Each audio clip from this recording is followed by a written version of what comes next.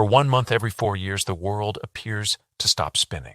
Borders blur, politics recede, and billions of us are captivated by a single obsession: the World Cup. It's a global ritual of passion, pride, and shared dreams. But just behind the deafening roar of the crowd, another game is being played. A game with far higher stakes, played for a prize measured in billions. Between 2019 and 2022, a single organization generated $7.6 billion from this one event. That's more revenue than some entire countries produce in a year. And this fact forces a deeply disturbing question. How can the nations who pour billions of their own money into hosting this spectacle, building stadiums, roads, and airports, so often end up on the verge of financial ruin? Tonight, we follow the money. I'm going to peel back the layers of a financial empire to expose the brilliant and brutal business model that powers the World Cup. This isn't just a story about soccer. It's an investigation into power, profit, and the staggering price the world pays to be part of the show. Number 1, the perfect financial paradox. To understand the World Cup's finances, you have to understand the entity that owns it: FIFA. From its pristine headquarters in Switzerland, it presents itself as a humble non-profit, a global guardian of football, committed to integrity and fair play. And watching the spectacle, you might almost believe them. The World Cup delivers a rare moment of global harmony, a shared language spoken by nearly half the planet. But this heartwarming narrative masks a ruthless financial reality. While the world is mesmerized by the drama on the field, FIFA is executing one of the most lopsided business deals ever conceived. Wait, a non-profit. We'll come back to that. First, imagine a machine engineered for a single purpose: to capture every dollar generated by our collective passion for this game. But here's the genius of it. The machine is designed to shift virtually all of the risk and all of the cost onto someone else. And that someone else is always the host country. This is the perfect paradox I've uncovered at the heart of the beautiful game. FIFA's fortune is built on the backs of nations who are often left with little more than empty stadiums and mountains of debt. How did a sporting tournament evolve into a multi-billion-dollar empire? And how does a non-profit get away with it? Number 2, the billion-dollar blueprint. FIFA's business model is a masterclass in financial engineering. They don't sell a product you can hold. They sell access. They've taken the single global phenomenon of the World Cup and carved it into 4 distinct revenue streams, each a torrent of cash. First, the engine of the entire operation: broadcasting rights. In the cycle leading to the 2022 World Cup, this stream alone poured an astonishing $3.4 billion into FIFA's accounts. Why so much? Because the World Cup is one of the last true appointment viewing events on Earth. An estimated 1.5 billion people watched the 2022 final. That's more than the populations of North America and Europe combined. That audience is a goldmine, and FIFA has perfected the art of slicing up the rights, selling them country by country, even monetizing digital clips on YouTube and TikTok. Not a single second of the world's attention goes unsold. The second pillar is sponsorship. This is where corporate giants like Coca-Cola and Adidas pay hundreds of millions of dollars just to attach their logo to the event. For the upcoming 2026 World Cup, FIFA is projected to haul in nearly $3 billion from these marketing deals. They aren't just selling ad space, they're selling a piece of history, a slice of global goodwill. Third, ticketing and hospitality. This stream is exploding. For the 2019 to 2022 cycle, it generated just under $950 million. But for 2026, that number is expected to triple to around $3 billion. Official seats for the final are listed as high as $7,875, with VIP packages running into the tens of thousands. It's a testament to pure, unadulterated demand. But then there's this final clever twist: licensing, the art of monetizing emotion. Every official jersey you buy, every video game, every ball with the World Cup logo sends a royalty back to Zurich. The legendary FIFA video game series alone was a cash cow for decades. generating over $770 million in licensing fees in its final cycle. When you lay it all out, you realize this one tournament accounts for over 95% of FIFA's income. It's a ruthlessly efficient cash machine. But what I'm about to show you is that the fuel for this machine is often public money, diverted from the very people dreaming of glory. Number 3, the hosts gamble. Here lies the brutal genius of FIFA's model. They keep the revenue, but outsource the costs. While billions from TV rights and sponsorships flow directly into FIFA's Swiss bank accounts, the host country is handed a colossal bill. What are they paying for? First, stadiums. Multi-billion-dollar cathedrals of sport, often built from scratch to FIFA's exacting specifications.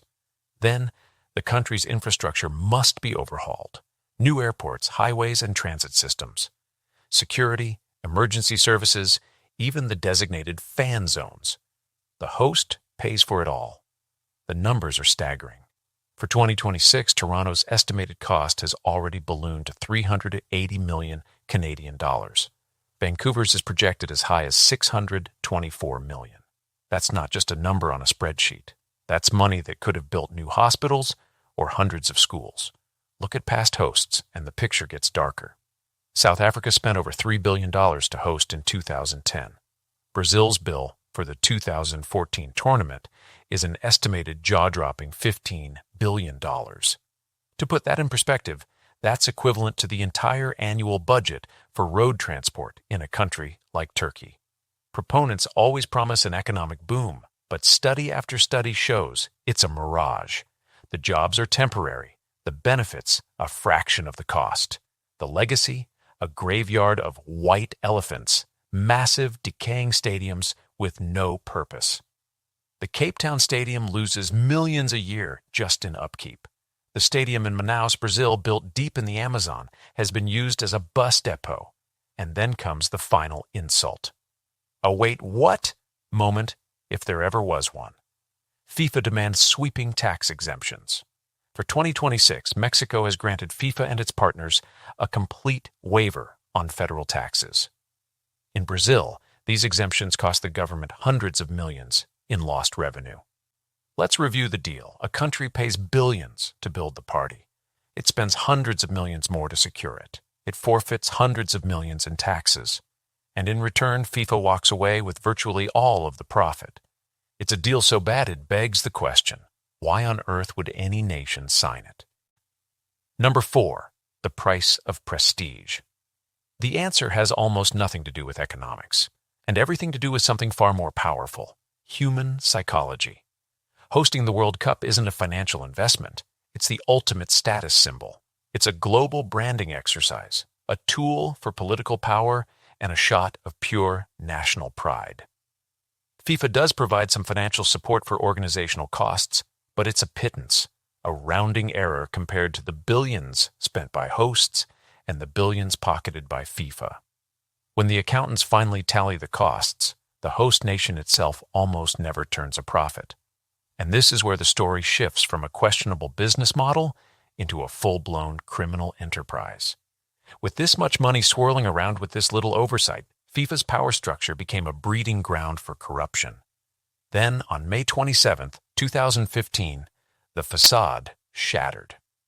At dawn, Swiss police stormed a 5-star hotel in Zurich, arresting 7 high-ranking FIFA officials.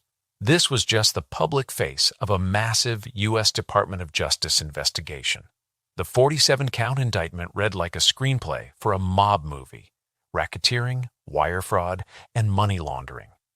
The DOJ laid bare a 24-year scheme involving over $150 million in bribes and kickbacks for TV rights, marketing deals, and, most explosively, the votes that awarded the World Cup to Russia in 2018 and Qatar in 2022. The scandal ripped the mask off the organization. It confirmed what so many had long suspected. The business of global football was rotten to its core. It proved that when billions are on the line with zero accountability, the beautiful game can get very, very ugly. Number 5, the 2026 payday. The empire strikes back. You would think a scandal that seismic would cripple an organization, but with FIFA, The opposite happened. The money machine didn't just survive. It got bigger, stronger, and more profitable than ever. The 2026 World Cup, co-hosted by the US, Canada, and Mexico, is on track to be the most lucrative sporting event in human history. FIFA is projecting a mind-blowing $11 billion in revenue for the 2023 to 2026 cycle. Some analysts believe it could reach as high as $13 billion. What's driving this astronomical leap? One word: expansion. The 2026 tournament will be the first with 48 teams, up from 32. That means more games, 104 in total. More games mean more tickets to sell, more ad slots for sponsors, and more broadcast content to monetize. It's a simple, brutal formula. More football equals more money. With most games in America's massive pre-built stadiums, the potential for high-priced tickets and VIP hospitality is unprecedented. As we saw, FIFA is poised to make around $3 billion from ticketing alone. For the average fan, this translates to one thing: you are being priced out. Those $1,000 tickets aren't just for a seat. They represent a new era, one where the World Cup risks becoming a luxury good reserved for the global elite. FIFA, ever the master of public relations, claims it is choosing not to make even more money to keep the game accessible. But the facts on the ground tell a different story. Costs for host cities are spiraling, with the bill for just 2 Canadian cities now expected to top $1 billion. The price for fans to attend is becoming a fantasy, and at the center of it all, FIFA prepares for its biggest payday ever. The empire, it seems, has struck back. It feels like an unbreakable system, a non-profit that operates with the ruthless efficiency of a hedge fund. A global celebration of unity that leaves a trail of national debt. So what do you think? Is hosting the World Cup a national honor worth any price? Or is it a financial trap that smart nations should run from? Let me know in the comments below. The story of FIFA is a story of profound contrast. It's the story of the beautiful game, uniting billions in a shared moment of joy. But it is also the story of a brilliant business that has perfected the art of privatizing profit and socializing risk. We followed the money, from the billion-dollar broadcast deals to the taxpayer-funded stadiums. We've seen the shocking imbalance at its core. FIFA takes the profit, while the hosts take the debt. The 2026 World Cup will be a spectacle like no other. But as the confetti settles, the fans head home, and FIFA counts its billions, we are left with a single, haunting question: who really wins the World Cup?